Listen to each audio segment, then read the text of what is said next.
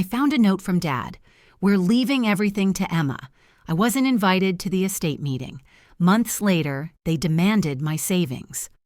My attorney stepped in. She owes nothing. Their faces froze. I'm Sarah Mitchell, 34, and this is how my family tried to erase me. It's not a tidy story, and I'm not a hero. I'm just a woman who worked hard, loved too much, and learned the hard way what family can mean. It started last winter in Chicago, when the city was all gray slush and biting wind. My dad, David, had a heart attack, out of nowhere. I got the call at 3 a.m., my phone buzzing on the nightstand in my cramped Logan Square apartment. I rushed to the hospital, still in my pajama pants, but it was too late. He was gone. I handled everything.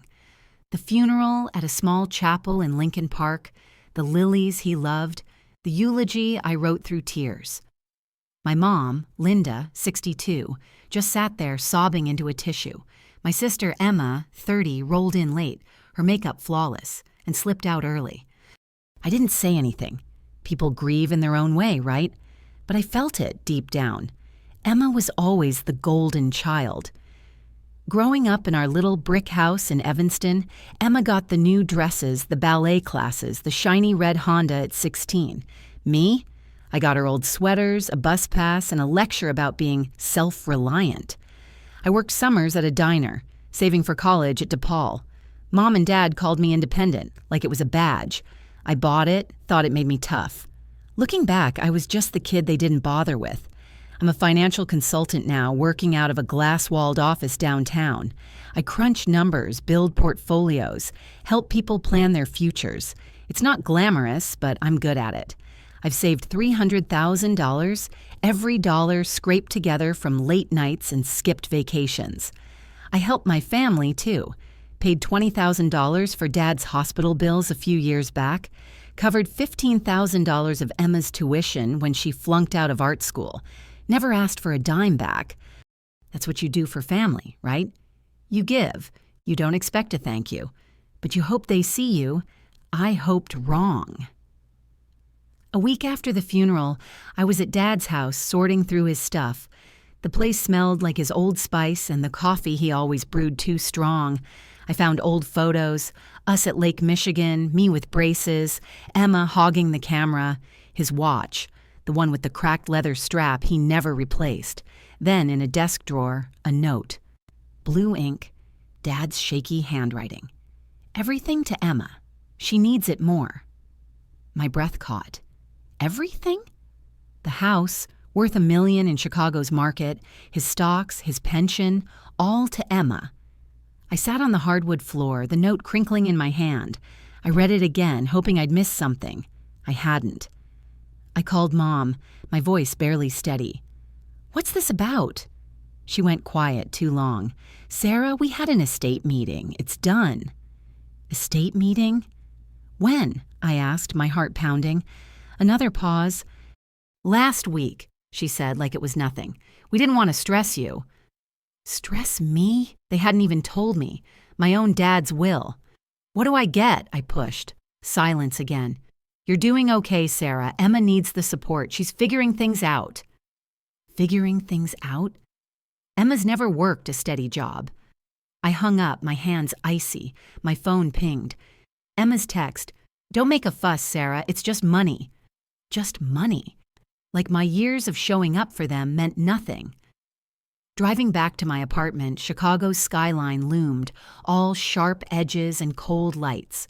My place is small, a one-bedroom with a lumpy couch, a kitchen counter cluttered with takeout menus, and a window that rattles in the wind. I sat there, staring at the note's words in my head. She needs it more. Why her? I'd paid their bills, kept their secrets, proved I was part of this family. And now? I was nobody. I called Jessica Lee, my best friend since we bonded over bad cafeteria food at Evanston High. She answered, her voice like a warm blanket. "Sarah, what's going on?" I spilled it all. The note, the secret meeting, Emma's text. Jessica didn't hold back. "That's not family, that's betrayal. Guard your money, Sarah. They'll come for it next." I laughed, but it was hollow. They wouldn't, would they? I opened my bank app. $300,000. My safety net. My life. Jessica's warnings stuck with me. I didn't sleep that night. The city's hum, sirens, distant trains, felt like it was mocking me. I felt hollowed out, but also angry. Why was I always the one giving? I'd spent my life trying to earn their love, and for what? A note that said I wasn't enough. I started Googling estate laws, my laptop screen glowing in the dark. The next morning, I called a lawyer's office. I wasn't sure what I was fighting for yet, but I knew one thing. They'd misjudged me. That note wasn't just a will, it was a line in the sand. They thought I'd stay quiet, like always. They were about to see a different Sarah. 3 months later, the hurt hadn't faded. I threw myself into work, hiding behind spreadsheets and client calls in my office, where the hum of the HVAC drowned out my thoughts. But then Emma twisted the knife. Her Instagram was a punch to the gut. Photos of Dad's house, now hers, with shiny new countertops and a chandelier that screamed money. Her caption, "Blessed by family love. Some people can't handle it." Comments piled up. "So sad when siblings get bitter." "You're killing it, Emma." Bitter. I'd paid for the roof repairs on that house. My hand shook as I blocked her, but the damage was done. My phone rang. Mom. I braced myself. "Sarah," she said, her voice sharp, "we need $50,000. Family costs. You can swing it." I laughed, cold. "Family costs? Like Emma's chandelier?" She snapped back.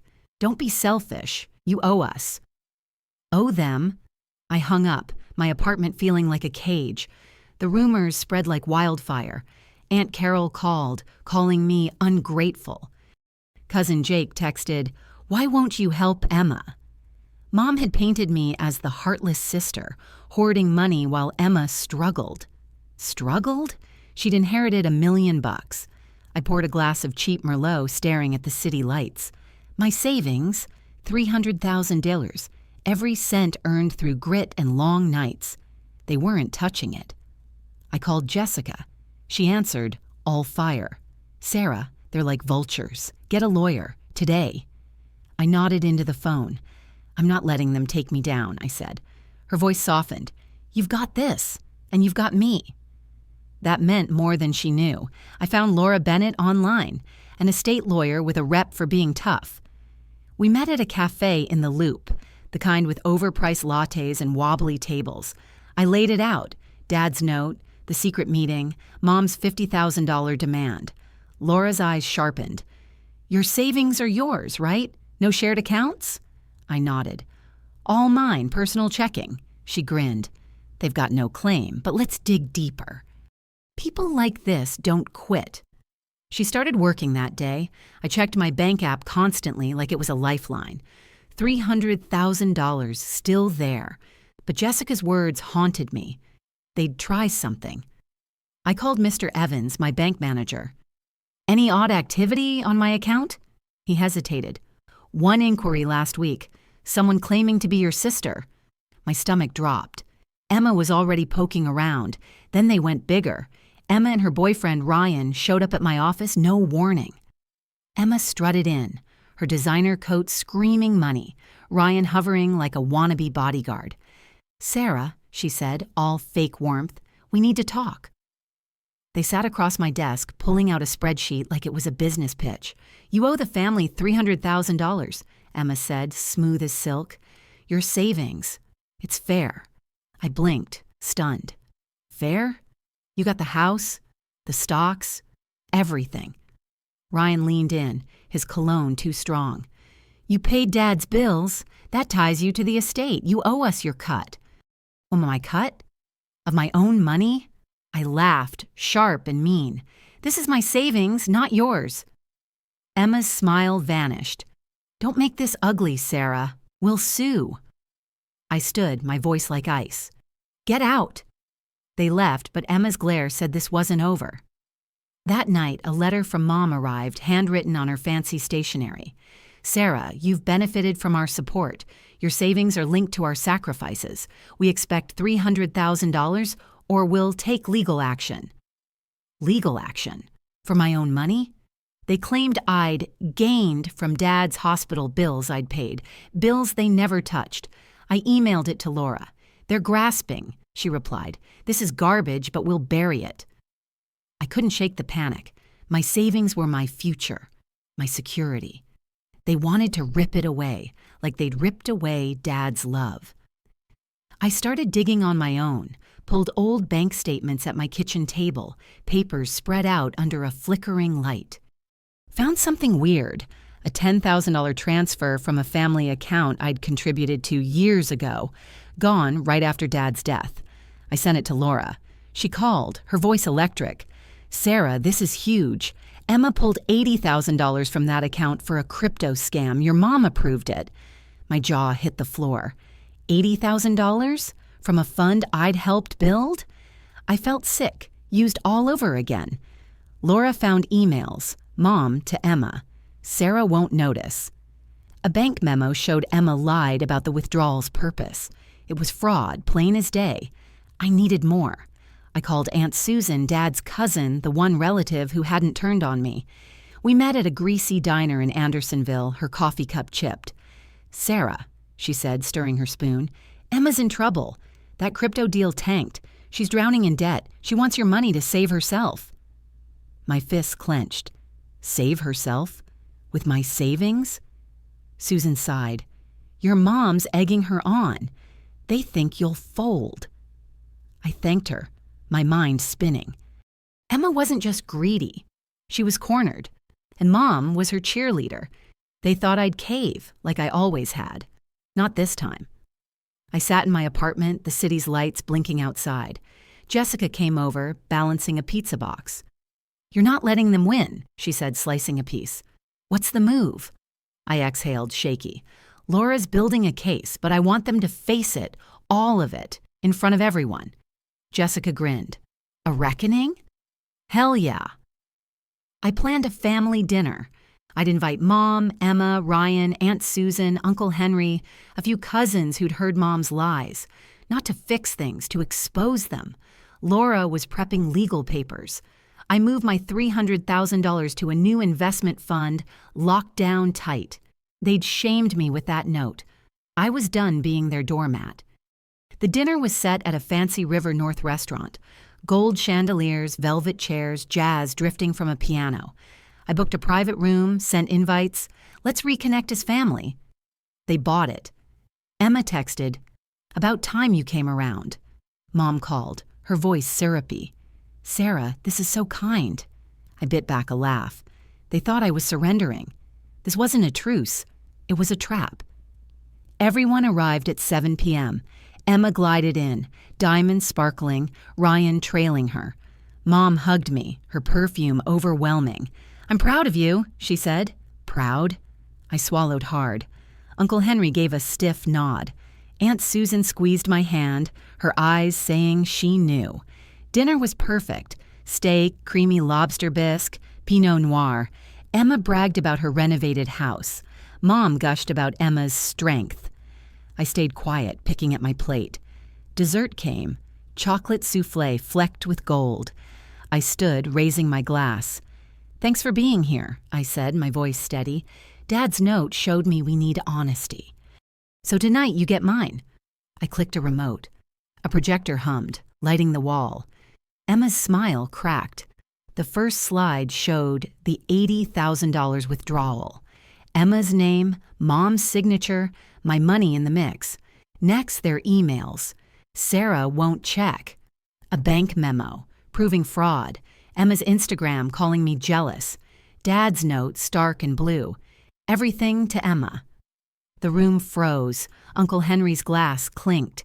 Aunt Susan gasped. I kept going. Mom's letter demanding my $300,000.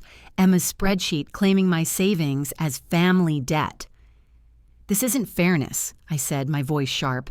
"It's theft. You didn't just exclude me, you exploited me for years." Emma jumped up, face red. "This is all lies," she yelled. Ryan stammered, "We didn't mean," then trailed off. Mom's eyes darted, desperate. "Sarah, stop. You're tearing us apart." Tearing them apart? I pressed on. "One last thing," I said. I showed my bank transfer, $300,000, safe in a new fund. "You'll never touch it," I said. Laura Bennett stepped in, papers in hand. "Sarah owes nothing," she said, her voice like a blade. "Her savings are hers. We're suing Emma for fraud and seeking damages." Aunt Susan spoke up. "Emma, you've shamed us." Uncle Henry nodded. "This is wrong." Emma stormed out, her heels echoing. Ryan scurried after, mumbling about lawyers. Mom sat, sobbing. "How could you, Sarah?" she whispered. I looked at her calm. "How could you steal from me?" She had nothing to say. The cousins sat, stunned. A few hugged me, whispering, "We had no idea." I turned their story upside down. The dinner ended, the soufflé untouched. I walked into Chicago's chilly night, the wind sharp but freeing.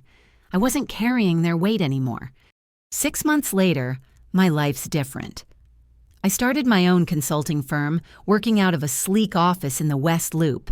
Clients keep coming. Small businesses, retirees, people who trust me to secure their futures. I've spoken at conferences, sharing my story. People call me inspiring, which feels weird. Me, the independent sister, now someone others look up to. Emma's life fell apart. The fraud case exposed her debts. Creditors swarmed. She sold Dad's house to settle up. Ryan bailed, saying he couldn't handle the drama. Mom emails me, begging to talk. "We messed up," she writes. I don't reply. They chose Emma in that secret meeting. I chose me. I bought a new apartment in Streeterville, high up with floor-to-ceiling windows and a view of Lake Michigan. It's clean, modern, all mine. On the wall, I hung a family photo, me, Emma, Mom, Dad at a 4th of July barbecue, laughing over burnt hot dogs. Not to miss them, to remember what I survived. I posted it online. Family should lift you, not break you. People responded, sharing their own stories of betrayal. "You gave me strength," one wrote. Jessica threw a housewarming party with cheap wine and loud music. We danced, toasted to real family. Chicago's skyline glittered outside, full of promise. I don't hate them. I just don't need them. That note was supposed to crush me. Instead, it woke me up. My savings are mine. My life is mine. That night, when Laura said, "She owes nothing," their faces, shock, shame, panic, said it all. I'd been invisible to them. Now I'm unstoppable. I'm Sarah Mitchell, and I'm building a future they can't touch.